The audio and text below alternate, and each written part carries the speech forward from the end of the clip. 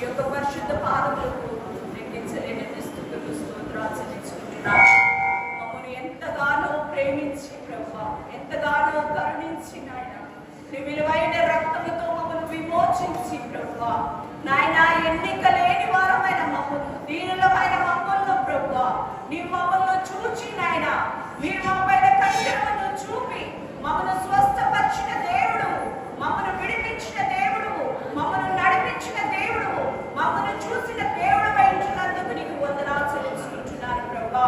అయ్యా మాటల ద్వారా నాయన సాక్షుల ద్వారా ఇంతవరకు నిన్ను స్తుతించగలిగినాం ప్రభువా, ఆరాధన ద్వారా నిన్ను మహిమపరచగలిగినాం ప్రభువా. ఇప్పుడు మా హృదయాల్ని వాక్యం వైపు తిప్పుతుండగా ప్రభువా, వాక్యము ద్వారా మీరు మాతో మాట్లాడమని వేడుకుంటున్నాను ప్రభువా. వెనకైన చెవులను గ్రహింపగలిగే ఆత్మను ఒక్కొక్క బిడ్డకి మీరు దయచేయమని వేడుకుంటున్నాను ప్రభువా. నీ దాసుని నీ సిలువ చాటును మరుగుపరచమని వేడుకుంటున్నాను ప్రభువా. మాకు కావాల్సిన చెప్పటి వర్తమానాన్ని మీరు దయచేయమని వేడుకుంటున్నాను ప్రభువా. ఏ బిడ్డ నిర్లక్ష్యముతో అశ్రద్ధగా ఉండకుండా ప్రభువా, ప్రతి ఒక్కరూ శ్రద్ధాభక్తి కలిగి వాక్యమును జాగ్రత్తగా విని నాయన వారి హృదయాల్లో, మా హృదయాల్లో మేము భద్రము చేసుకోగలిగేటువంటి కృపను మీరు మా కొరకు దయచేయమని సన్నిధిలో ప్రార్థిస్తున్నాం నాయన. నీకే మహిమ ఘనత ప్రభావం తెచ్చుకోమని ఈ చిన్న స్తుతి ఆరాధన నీకే సమర్పించుకుంటూ యేసు నామం పేరిట బ్రతిమలాడి వేడుకొంచున్నాము తండ్రి.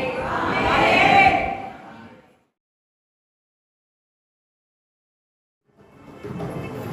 శతకోటి వందనాలు యేసు స్వామి నీకు మా నిండు వందనాలయ్యా. కాలాలన్నీ మారినట్టు మారిపోని నీకు మా నిండు వందనాలయ్యా. శతకోటి వందనాలు యేసు స్వామి నీకు కరుణించి కాపాడుమయ్యా.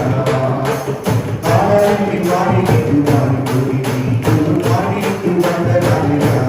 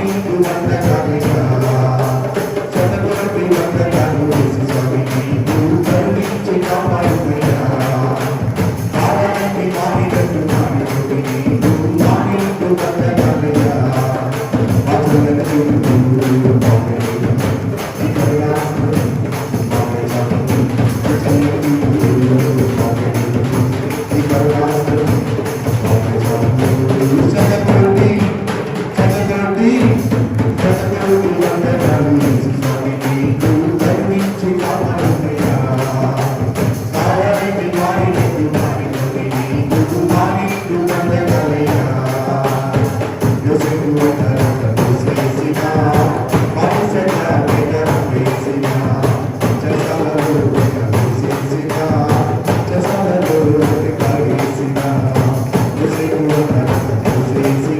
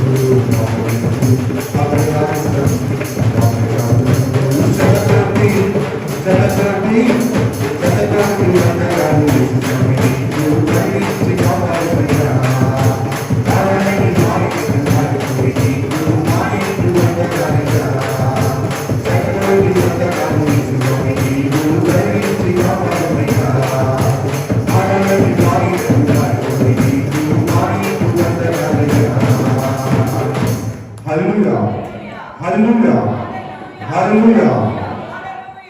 ఆయన మందిరంలో ఉన్నప్పుడు ఆయన్ను ఆరాధిద్దాం. ఆయన ఆసక్తితో మనం ఆరాధిద్దాం. మన పూర్ణ మనస్సుతో ఆయన ఆరాధిద్దాం. మన పూర్ణ బలముతో ఆయన ప్రేమించడం అధికముగా ఆరాధించు ఆసక్తితో నా పూర్ణ మనస్సుతో నా పూర్ణ బలముతో నేను ఆరాధించడం పాడుకుందాం. ప్రేమించేదం అధికముగా ఆరాధించు ఆసక్తితో ప్రేమించేదం అధికముగా ఆరాధించు ఆసక్తితో పూర్ణ మనస్సుతో ఆరాధించు నా పూర్ణ మనస్సుతో ప్రేమించేదం నా పూర్ణ మనస్సుతో ఆరాధించు నా పూర్ణ మనస్సుతో ఆరాధించేదం. ఆరాధన ఆరాధన ఆరాధన ఆరాధన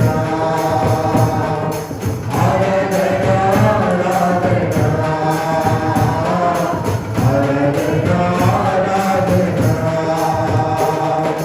ప్రేమించేదం అధికముగా ఆరాధించు ఆసక్తితో ప్రేమించేదం అధికముగా ఆరాధించు ఆసక్తితో నా పూర్ణ మనస్సుతో ఆరాధించు నా పూర్ణ బలముతో ప్రేమించేదం నా పూర్ణ మనస్సుతో ఆరాధించు నా పూర్ణ బలముతో ప్రేమించేదం. ఆరాధన ఆరాధన ఆరాధన ఆరాధన ఆరాధన ఆరాధన ఆరాధన ఆరాధన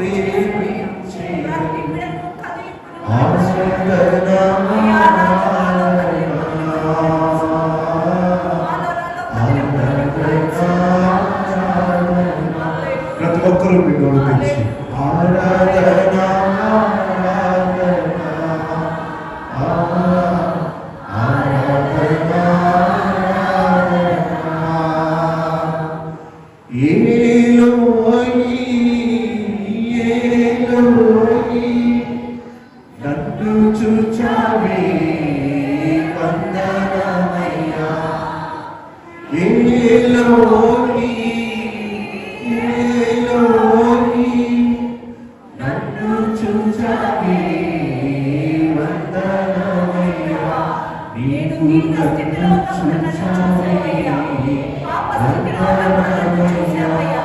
దీన స్థితిలో ఉన్నప్పుడు చూసావయ్యా. వందనమయ్యా. నన్ను విమోచించావయ్యా. నా పూర్ణ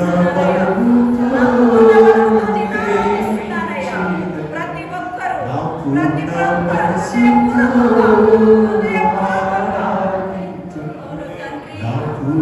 ప్రతి ఒక్కరూ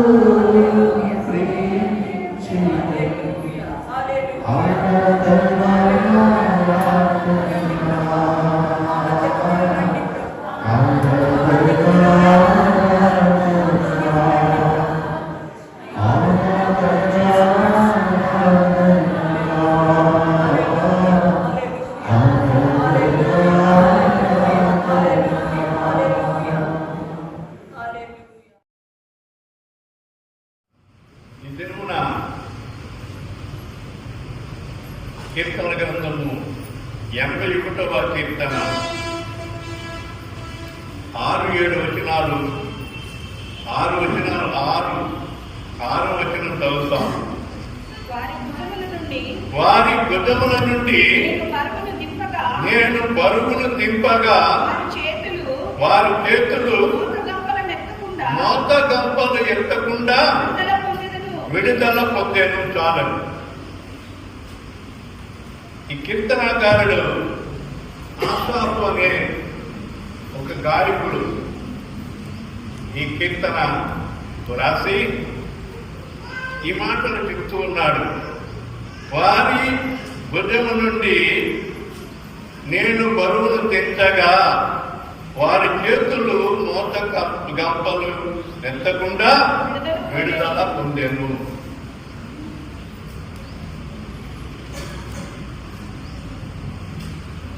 ఐగుప్తులో ఇశ్రాయేలీయులు బానిసలుగా ఉన్న దినాల్లో ఇక్కడ ఈ మాట కనబడుతుంది. నిర్గమాకాండము అది అలాగే ఉంచండి, అది మూసేయదు. నిర్గమాకాండము 6వ అధ్యాయము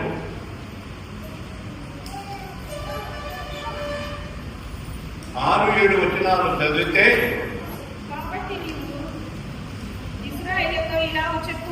కాబట్టి నీవు ఇశ్రాయేలీయులతో ఇలాగు చెప్పుము, నేనే యెహోవాను, నేను ఐగుప్తీయులు మోయించు బరువుల క్రింద నుండి మిమ్మల్ని వెలుపలికి రప్పించి వారి దాసత్వములో నుండి మిమ్మల్ని విడిపించి నా బాహు చాపి గొప్ప తీర్పులు తీర్చి మిమ్మల్ని విడిపించి మిమ్మును నాకు ప్రజలుగా చేసుకొని మీకు దేవుడనై ఉండును. అప్పుడు ఐగుప్తుల బరువు క్రింద నుండి మిమ్మల్ని వెలుపలికి రప్పించిన దేవుడే యెహోవాను నేనే అని మీరు తెలుసుకుందురు. దేవుని స్తోత్రం. హల్లెలూయా. మన పితరులైన ఇశ్రాయేలీయులు యోసేపు కాలంలో ఐగుప్తులకు వెళ్ళటం జరిగింది. కనానులో భయంకరమైన కరువు వచ్చింది. కరువుకి మరి యోసేపు ఐగుప్తులో ఉండి చక్కగా ధాన్యాన్ని కరువు ప్రాంతాలన్నిటికీ కూడా సప్లై చేస్తా ఉన్నాడు. ఆ టైంలో యాకోబు కుమారుడు ధాన్యం కొనటానికి వెళ్ళినప్పుడు తన తమ్ముడు యోసేపు అక్కడ వారు చూడటము, వారిని అన్నలను పరామర్శించి మీరు ఈ ప్రాంతానికి వచ్చేయండి, నేను మిమ్మల్ని పోషిస్తానని చెప్పినప్పుడు అన్నలందరూ తన తండ్రి అయిన యాకోబుకు తెలియజేసి, మన తమ్ముడు యోసేపు చచ్చిపోయాడని అనుకున్నాం కదా, ఆ యోసేపు ఇంకా బ్రతికే ఉన్నాడు, ఐగుప్తులో పరిపాలన చేస్తున్నాడు, నిన్ను చూడాలని ఉన్నది, నీవు రావాలంటున్నాడని చెప్పి తండ్రికి చెప్పగానే తండ్రి ఎంత ప్రాణం బయటపెట్టిందని తనకి ఎంతో నా కొడుకు చూడాలని ఆరాటంతో తన జనాంగమునంతటినీ, తన సంతానము, మనవాళ్ళు, ముందు మనవాళ్ళు, కాబట్టి వీళ్ళందరూ 70 మంది సంతానము ఐగుప్తుకు వెళ్ళి అక్కడ వారు మృతి చెందారు. అయితే యోసేపు చనిపోయిన తర్వాత కొత్త రాజు వచ్చాడు ఫరో. ఆ టైంలో ఇశ్రాయేలీయులను చూసి కుదుకుని తనకి వాళ్ళని బాధించడానికి కోరుకున్నాడు. అటువంటి సమయంలో దేవుడు వారి యొక్క మొర ఆలకించాడు. నిర్గమాకాండం 2వ అధ్యాయం చివరి వచనాల్లో వారు దేవునికి మూలిగారంట. మూలగట్టం అంటే ఏడ్చారు. దేవా, ఈ బానిసత్వంలో మేమేమో బాధపడుతూ ఉన్నాము, ఈ బానిసత్వం నుండి మమ్మల్ని విడిపించు ప్రభువా అని చెప్పి దేవా అనే దేవునికి మొరపెట్టుకున్నారు ప్రజలందరూ, ఇశ్రాయేలీయులందరూ దేవునికి మొరపెట్టుకున్నారు, దేవుని వైపు తిరిగారు. దేవుడు ఆయనే దిగి వచ్చి మోషేని ఏర్పాటు చేసుకున్నాడు. మోషేతో చెప్తున్నాడు, నా ప్రజలతో ఈ మాట చెప్పు అని. ఇక్కడ మనం చదివిన ఈ నిర్గమాకాండము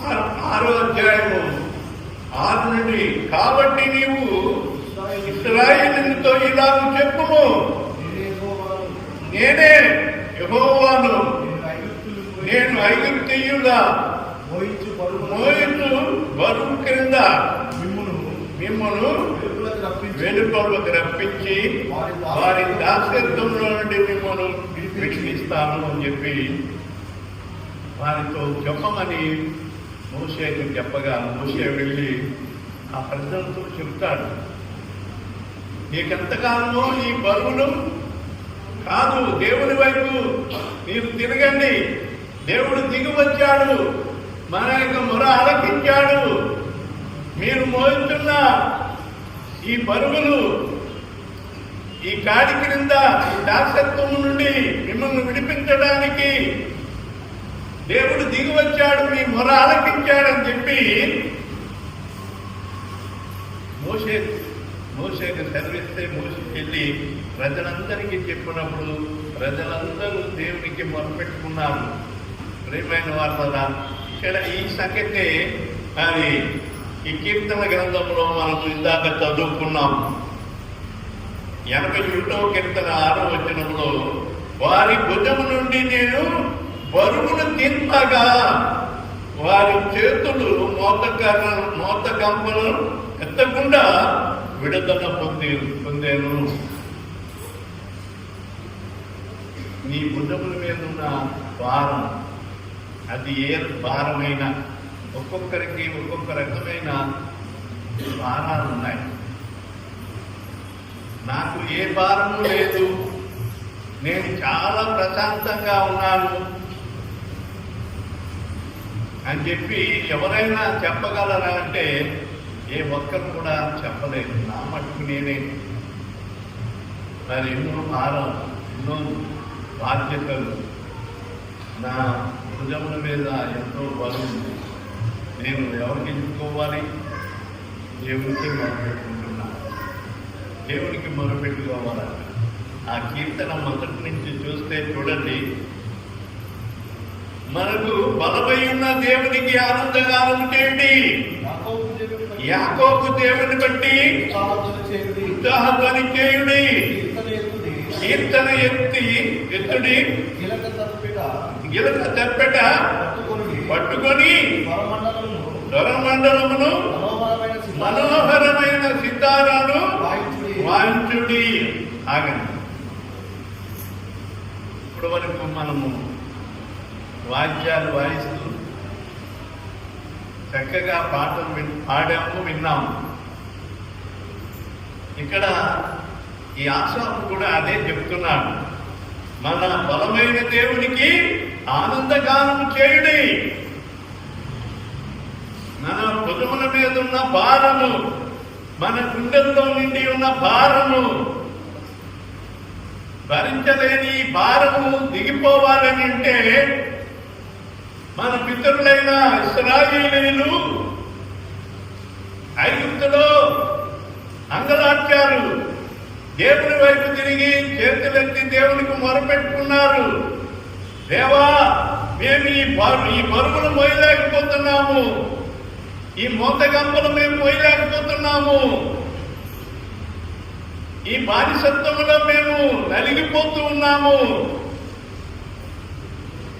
ఫరో మమ్మను బహుగా బాధిస్తూ ఉన్నాడు అని వారు దేవునికి మొరపెట్టుకోగా దేవుడు వారి మొన ఆలకించాడని దేవుని స్తోత్రం. హల్లెలూయా. ప్రియమైన వారలారా, నీవు ఏ భారం కలిగి ఉన్నావో ఈ మధ్యాహ్న సమయంలో దేవుని వైపు తిరుగు. ప్రార్థన చేసుకుంటున్నానంటే ఆ ప్రార్థన సరిపోదు, నువ్వు చేసే ప్రార్థన సరిపోదు.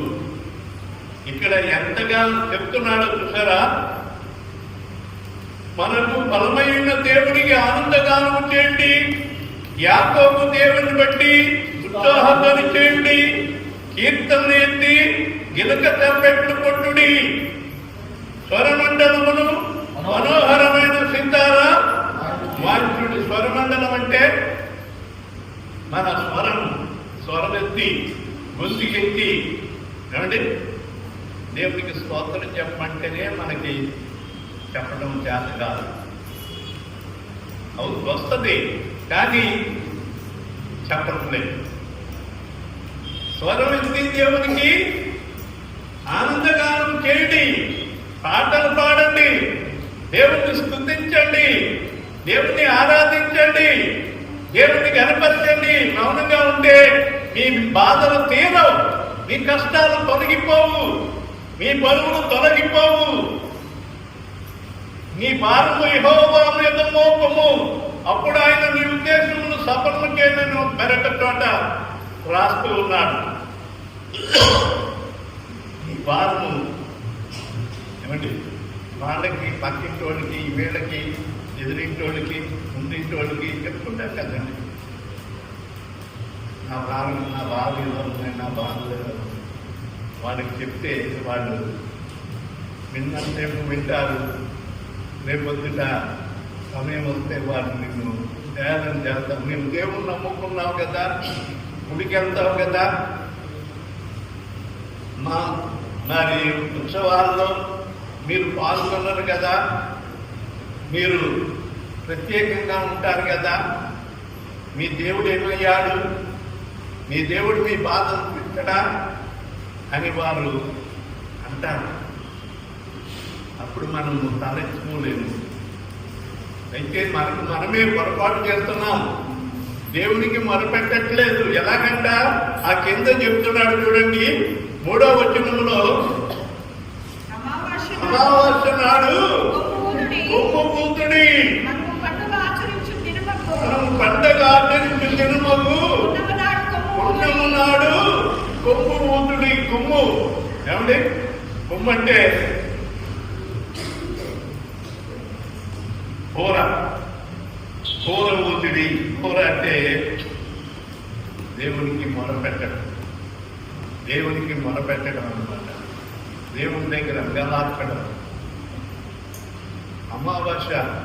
అమావాస్యకి పౌర్ణానికి కొన్ని దుష్ట శక్తులు ఏం చేస్తాడంటే పనిచేస్తూ ఉంటాయి. కొన్ని దుష్ట శక్తులు విజృంభిస్తూ ఉంటాయి. అమావాస్యకు ఒకసారి, పౌర్ణానికి ఒకసారి కొంతమంది ఈ అపవిత్రాత్మను పట్టిన వారికి ఈ ఇటువంటి దినాలు, అమావాస్య దినాలు, పౌర్ణమి దినాలు వారికి షౌరింగ్ వస్తుంటుంది. రకరకాల మరి ఏదో అయిపోతున్నట్టు అనిపిస్తూ ఉంటుంది. చెడుపు చేసిన, మరి సాతాను వెంబడించిన ఇటువంటి వారికి అమావాస్య, ఎందుకంటే అమావాస్య రోజున అది ముఖ్యంగా ఆదివారం అమావాస్య వచ్చింది అనుకోండి, ఈ వైదికులకి అది చాలా ముఖ్యమైన దినం అన్నమాట. సమాధుల్లో వెళ్ళి అర్ధరాత్రుల్లో సమాధి దగ్గర వెళ్ళి అక్కడ మంత్రాలు మరి వర్ణిస్తూ ఉంటారు. సాతాను శక్తులను వారు మరి పొందుకుంటూ ఉంటారు.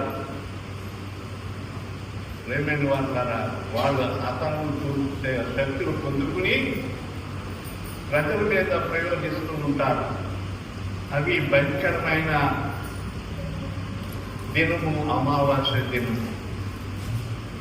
వాళ్ళ అమావాస్య కదండి, కొంచెం అదొక రకంగా ఉంది మా పిల్లోడికి అని చెప్తారు. అమావాస్య అంటే వెలుగు తినాలా, చీకటి తినాలా అని చెప్పండి. చీకటి తినాలి. అమావాస్య అంటే ఒక సామెత చెప్తాడు. అమావాస్య అంట, అమావాస్య రోజున వచ్చిన పండుగలంట ఏమంటే సిరిగాల పండుగలు, చీకట్లో వచ్చినాయి కదా సిరిగాల పండుగలంట. మరి వెలుగులో వచ్చిన పండుగలు యామరాశి పండుగలంట. యామరాశి పండుగలు ఏంటో ప్రేమైన వాళ్ళ ఏ పండుగ అయితే మనకేం కానీ అమావాస్య రోజున దుష్ట శక్తులు తిరిగే ఆ రోజు దుష్ట శక్తులు పనిచేస్తూ ఉంటాయి, తిరుగుతూ ఉంటాయి. ఎవరి మీద ప్రయోగించాలో, ఎవరి మీద పడాలో, ఎవరి మీద అవి పనిచేస్తాయో ఏమండి మరి పాడు చేయటమే, జనాలను పాడు చేయటమే వాటి పని. సాతాను పని ఏంటంటే నువ్వు బాగా ఉండటం దానికి ఇష్టం ఉండదు. వాడికి నువ్వు బాగా ఉండటం ఇష్టం ఉండదు. నీవు చెడిపోతే వాడితో ఆనందిస్తూ ఉంటాడు. అయితే నీవు నమ్మిన నీ దేవుడు నువ్వు బాగుపడాలని, నువ్వు ఆనందంగా ఉండాలని, సమాధానంతో నిండి ఉండాలని, సుఖంగా నీవు జీవించాలని దేవుడు కోరుకుంటూ ఉన్నాను. ప్రేమైన వాళ్ళ ఈ అమావాస్య రోజున ఏం చేయాలండి? ఏం చేయాలి? కొమ్ము ఊదుడంటే దేవునికి మొరపెట్టాలి. దేవునికి మొరపెట్టాలి. నీ శక్తి కొలది, నీ శక్తి కొలది. పండుకోవడానికి వీల్లేదు, నిద్రపోవడానికి కాసేపు నిద్రయ్యి మరి దేవుని సన్నిధిలో ఎక్కువగా ధూపమయ్యి అమావాస్య రోజు ఆ రోజున నీవు బాగా ప్రార్థన చేయి. అపవాది నీ గృహానికి, నీ కుటుంబానికి, నీ బిడ్డలకు, వ్యక్తిగతంగా నీకు ఏ హాని జరిగించకుండా ఉండాలంటే అమావాస్య రోజును నీవు కొమ్ము ఉండాలి. పండుగ నాడు దినములు మన పండుగ ఆచరించు దినములు పున్నము నాడు కూడా కొమ్ము ఉండాలి. ఆ రోజులు కూడా దేవునికి ప్రార్థన చేయాలి. అలాగా వెలుగెత్తి అది దేవునికి మొరపెట్టాలటండి. అలాగూ చేయటము ఇది దేవుని కట్టడ. చూడండి అక్కడ 4వ వచనంలో ఇది ఇశ్రాయేలునకు కట్టడ, యాకోబు దేవుడు నిర్ణయించిన చట్టము. అమ్మా నీవేమి ఇది నేను చెప్తున్న మాటలు కాదు ఇవి. ఇక్కడ దేవుడు సెలవిస్తున్న మాటలు ఇశ్రాయేలునకు కట్టడ, దేవుని ప్రజలకు కట్టడ. నీవు దేవుని నమ్ముకున్నావు, దేవుని వెంబడిస్తూ ఉన్నావు. దేవుడు నీ యందు ఉండాలంటే ఇదిగో ఆయన కట్టడలు మనం నెరవేర్చాలి. ఆయన కట్టడలు నెరవేరుస్తున్నామా? అమావాస్య లేదు, పౌర్ణమి లేదు. కొంతమంది ఆ రోజులు ఏమి గుర్తుకే రావు. మరొకటి అంటాడు, మీ అమావాస్య దినములు, మీ పున్నమి నాటి దినములు నాకు వెక్కసం అయిపోయి. వెక్కసం అంటే ఏమండి?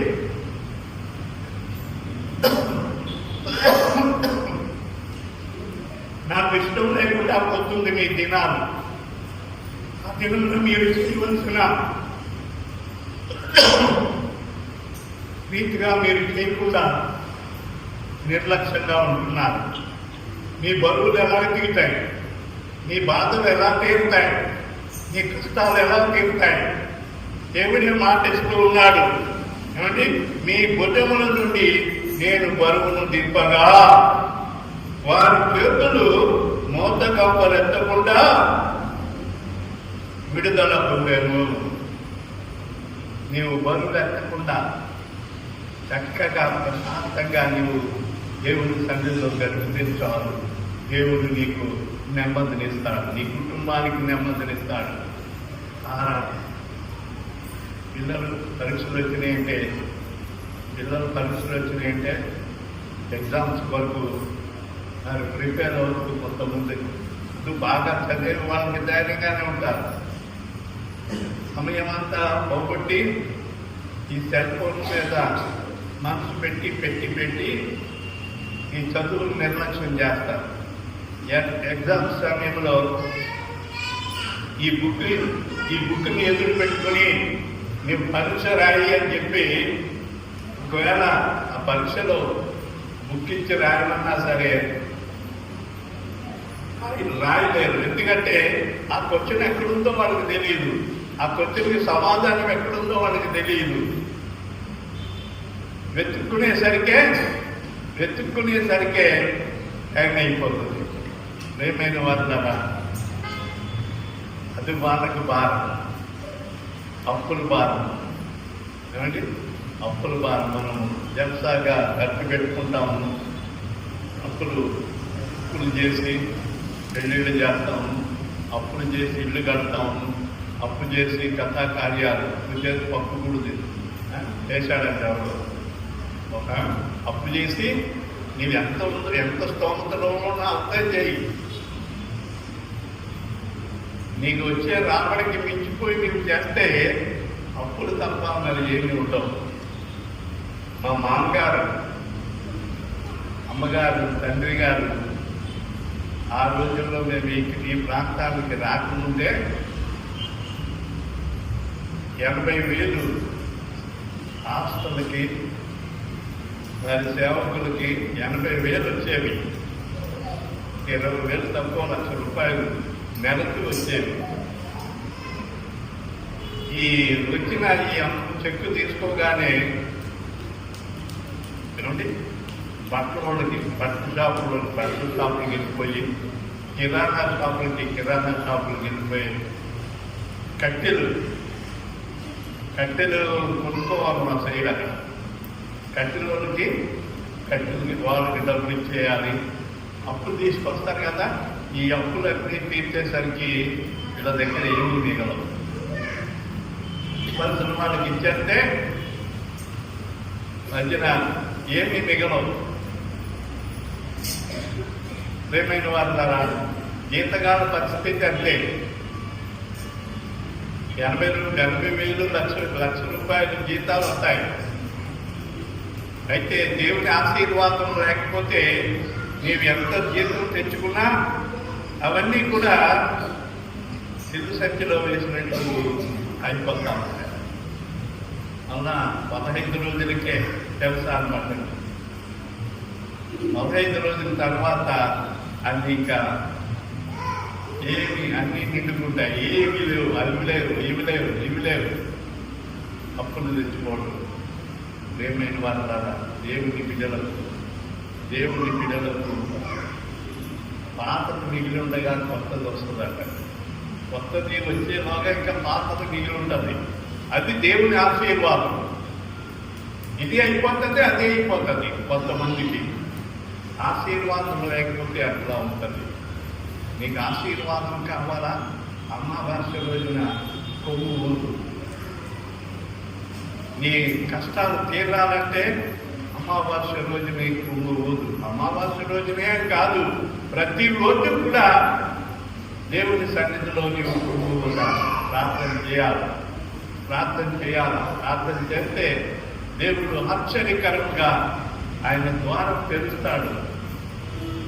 ఏమన్నా ఆకాశానికి చిల్లు పెడతాడా అంటే కాదు. దేవుడు ఏ రీతిగా నీ అవసరత తీరుస్తాడో మనం ఆయనను ప్రశ్నించడానికి మనం సరిపోము. నీ పని ఏమిటంటే ఆయన కట్టడను ఆచరించడమే.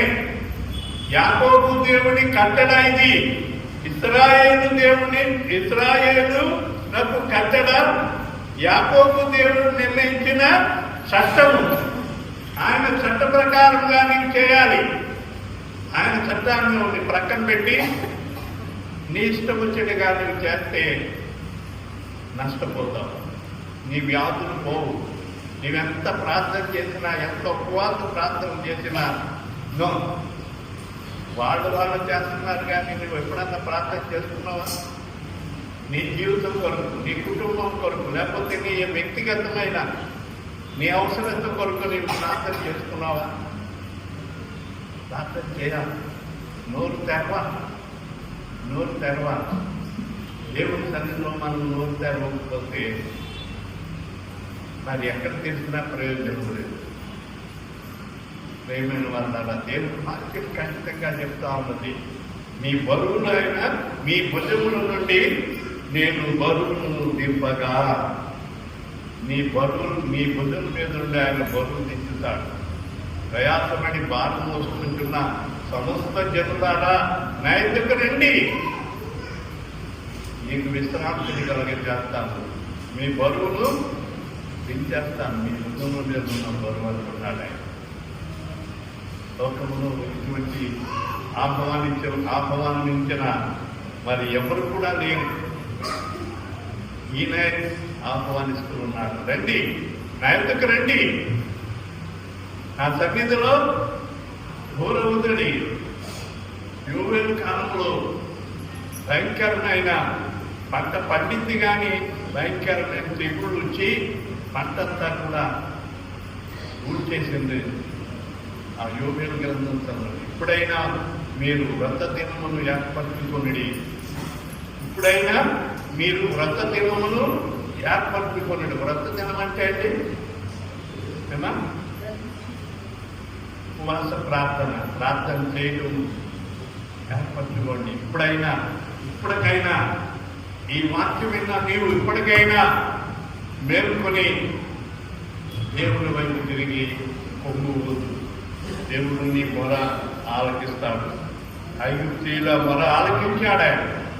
వారి మూలుగులను ఆలకించాడు. ఐగుప్తులో నుండి వారిని విడిపించడానికి నిశ్చయించుకున్నాడు.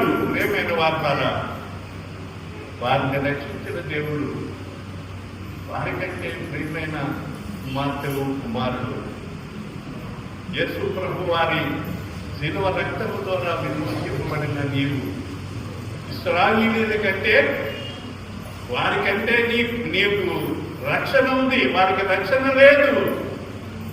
వారు ఇశ్రాయేలీయులైనప్పటికీ మేము దేవుని ప్రజలం కదా, మాకెందుకు ఈ యొక్క బాప్తిసం అని చెప్పి యోహానును నిలదీసి అన్నారు.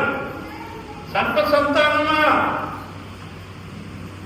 రాబోయే ఉగ్రత నుండి తప్పించుకుంటారు బుద్ధి చెప్పి వాడెవడు. మేము అబ్రాహాము సంతానం కదా అని మీరు గర్వపడకండి. అంటూ ఉన్నారు. నేను దేవుని సంతానం కదా అని ఇశ్రాయేలుకు వాళ్ళు గర్వపడితే ప్రయోజనం లేదు. వారు కూడా యేసయ్యలాగా రక్షణ మార్గం బాప్తిసం పొందాలి, యేసయ్యను వెంబడించాలి, యేసయ్య రక్షణ పొందుకోవాలి. నీవు నేను పొందుకున్నట్టుగా వారు పొందుకుంటే వారిని మనల్ని ప్రేమించినట్టు వారిని ప్రేమిస్తారు. మేము చాలా మా తాతల కాలం నుండి మేము క్రైస్తవులు అండి. మా తల్లిదండ్రులు మా ముత్తాతలు బాప్తిసాలు పొందారు. మా ఇంట్లో కూడా బైబిల్ ఉన్నదంటే ఏం ప్రయోజనం? నీవు బాప్తిసం తీసుకున్నావా? నీవు ప్రార్థన చేసుకుంటున్నావా? ఉదయం సాయంకాలం నీ సన్నిధిలో దేవుని సన్నిధిలో ప్రార్థన చేస్తున్నావా? నీ కుటుంబం కొరకు నీవు భారంగా ప్రార్థన చేయి. ఉదయం లేవగానే ప్రార్థన చేయి, పడక మీద ఉండగానే ప్రార్థన చేయి. సాయంకాలం ప్రభువా దినమంతా కాపాడావు, ఈ సాయంకాలం ఈ రాత్రి కూడా నీవు కాపాడు ప్రభు అని నీ కుటుంబాన్ని నీవు దేవుడికి అప్పగించుకో. దేవుడు నీ భారం నీ బరువును ఆయన తీసుకురాస్తాడు. కష్టపడకుండా ఆయన అంటే కష్టపడాలి. ఈ మోత గంపలు ఎత్తకుండా వాళ్ళని ఎక్కడ తీసుకొచ్చాడంటే మంచి దేశానికి తీసుకొచ్చాడు, సమాధానకరమైన దేశానికి తీసుకొచ్చాడు, పాలు తేనెలు ప్రవహించే దేశానికి తీసుకొచ్చాడు. ప్రేమైన వాళ్ళారా, దేవుడు మీకు నెమ్మదిని ఇవ్వాలంటే, సమాధానం ఇవ్వాలంటే మీరు అమావాస్య రోజున కొమ్ము ఊదుని, పున్నమ నాడు కొమ్ము ఊదండి, ప్రతి దినము ప్రార్థన చేయండి, దేవుని వైపు తిరగండి. దేవుడు మిమ్మల్ని మీ కుటుంబాలను గొప్ప ఆశీర్వదిస్తానని చెప్పి నేను ఆ మాటలు ముగిస్తున్నాను. దేవుడి మాటలు దీవించుగాక. ప్రార్థన చేస్తుందా? పరిశుద్ధుడైన మా పరమ తండ్రి, నీ పరిశుద్ధ పాదములకు అనేక వందనాలు, స్తుతులు చెల్లిస్తున్నాం. న్యాయమైన టైం ప్రకారంగా 10 గంటలకి ప్రారంభించి 12 గంటలకి ముగించుకోవాలని న్యాయంగా మా ప్రభుత్వం నేను నిర్ణయించుకున్న రీతిగా ఈ దినం కూడా 10 గంటలకు ప్రారంభించి 12 గంటలకు ముగించుకున్నాం. న్యాయంగా మా ప్రభు వచ్చిన ప్రతి ఒక్కరిని పేరు పేరున మీరు దీవించండి, వారిని వారి కుటుంబాలను మీరు కరుణించండి ప్రభువా. ప్రతి ఒక్కరిపై ఉన్న భారం బరువు నాయన కాడి మీద, వారి భుజముల మీద ఉన్న కాడిని తొలగించి మా ప్రభువా బరువును తీసివేసి వారికి నెమ్మది అనుగ్రహించమని మనం చేస్తున్నాం. ఏ బరువు అయితే వారు మోస్తూ ఉన్నారు నాయన మా ప్రభువా, నీ వెలుగుతో తండ్రి మా తలంపులు పుట్టక ముందే సమస్తము ఎరిగిన దేవుడు నాయన మా ప్రభువా, వారు బయటికి చెప్పుకోలేరు నాయన. కనుక నీ పాదముల యొక్క వారు గోర ఊది నాయన కొమ్ము ఊదే అనుభవాన్ని వారికి దయచేయండి నాయన. ఈ రోజు నుండి నీ సన్నిధిలో వారు మొదలుపెట్టుకుని విడుదల పొందుకొనుటకు నీవు కృప అనుగ్రహించండి. విత్తబడిన వాక్యము ప్రతి వారు అర్థం చేసుకుని వాక్యానుసారంగా జీవించడానికి నీవు కృప చూపండి నాయన. యాకోబు సంతానములకు కట్టడగాను చట్టముగా మీరు ఇచ్చారయ్యా. అలాగనే మాకును నాయన నీకు మొదలుపెట్టుకునే నాయన ఆధిక్యత మాకు ఇచ్చి అది మాకు చట్టముగా మీరు మా దృష్టిలో నెరవేర్చవలసిందిగా మనం చేస్తున్నాం. ఈ సన్నిధిలో సమర్పింపబడిన కానుకలను మీరు అంగీకరించి ఆయన ఎవరెవరు గుప్పులు విప్పినారో వారికి 30 60 100 ప్రతిఫలం దయచేయండి నాయన. మా ప్రభువా యేసయ్యా నాయన, మేము చైర్స్ వరకు డబ్బులు పోగు చేసుకుంటున్నాం నాయన. మంచి చైర్స్, స్ట్రాంగ్ అయిన చైర్స్ కావాలని ఆశపడుతున్నాము. ఇవే మాకు మా యొక్క ఆశను తీర్చి మా ప్రభువా కింద కూర్చోలేని పరిస్థితి చాలా మందికి ఉంది కనుక నీవే త్వరగా మాకు పండుగలోగానే మాకు మీరు సమకూర్చవలసిందని మనం చేసుకుంటూ ఉన్నాను. దయ చూపండి ఆయన. ప్రతి ఒక్కరిని పేరు పేరున మీరు జ్ఞాపకం చేసుకోవలసిందిగా మనం చేస్తున్నాం. దయా ప్రార్థన సహాయం కోరిన ప్రతి ఒక్కరిని నీ పాదాలకు అప్పగించుకుంటూ ఉన్నాం. మనవులు అంగీకరించమని నాయన నీ కృపకు మమ్మల్ని అప్పగించుకుంటూ నజరైన యేసయ్య నామములో వేడుకుంటున్నాను తండ్రి. ఆమేన్. మన తండ్రి అయిన దేవుని ప్రేమ, ప్రభు అయిన యేసుక్రీస్తు వారి యొక్క కృప, పరిశుద్ధాత్మని యొక్క నిత్య సహవాసము కూడి వచ్చిన మనందరికీ సదాకాలం తోడై ఉండును గాక. యేసు రక్తమే జయ, రమేశ్ రక్తమే జయ, యేసు నామం సంపూర్ణ విజయం కలుగును గాక. Praise the Lord. Praise the Lord. Praise the Lord. God bless you.